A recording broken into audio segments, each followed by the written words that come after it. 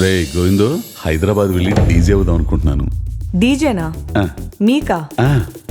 You think this is a joke? దేవతలరా దేవుళ్ళరా కరుణించండి అయ్యా. ఈ ఇంట్లో అది నేను కరెక్ట్ గానే ఉన్నాం. నువ్వు నీ చిన్న కూతురే వెరైటీలు.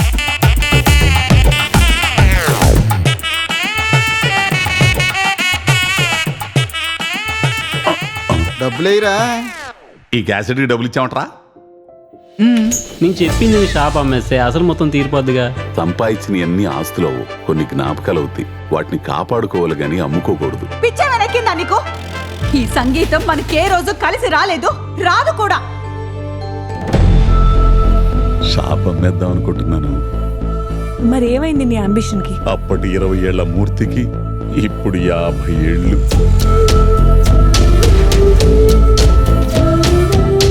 ఆ షాప్ అమ్మిన 3 లక్షలు ఉన్నాయి కదా, భావనికి ఏమన్నాడు? ఈ వయసులో డీజే నేర్చుకోవడానికి భయపడలేదు సార్. దాన్ని నిరూపించుకోవడానికి చేసే ప్రయత్నానికి అస్సలు భయపడదు సార్.